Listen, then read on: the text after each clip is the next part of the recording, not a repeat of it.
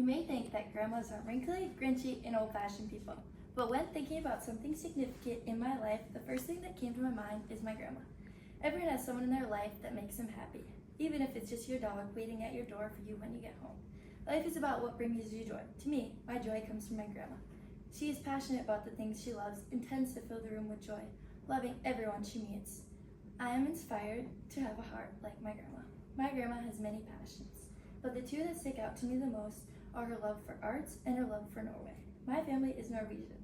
My grandma loves looking at the history and culture of Norwegians. In fact, if you go into my grandma's living room right now, you're more than likely to see a Norwegian book by her favorite chair, or in December, her Christmas tree decorated with Norwegian ornaments.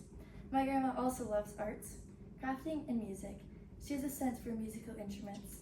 She will be at every band concert and hears the music differently than everyone else. A sense I wish I could have, or a sense I wish I could feel. She also loves to sew. My grandma got me and my cousins into sewing. She loves card making and also being creative with her Cricut. I loved going to her house before our science fairs just to see the cool designs with her Cricut. Now that we're too old for science fairs, every time I go to my grandma's, she sends me home with a card making kit or a few sweet treats to share with my friends at school. My grandma loves keeping updated with my life and all my friends around me. She loves keeping up with my teammates and watching every basketball game. And who was that new girl playing the clarinet at the band concert last night? She even still talks to my prom date, even though she's only met him once. My grandma also has many friends of her own. I often get to refer to as, "Are you that boom girl, so-and-so's granddaughter?" She has many friends from college that she's pen pals all over the US. I love opening her packages from her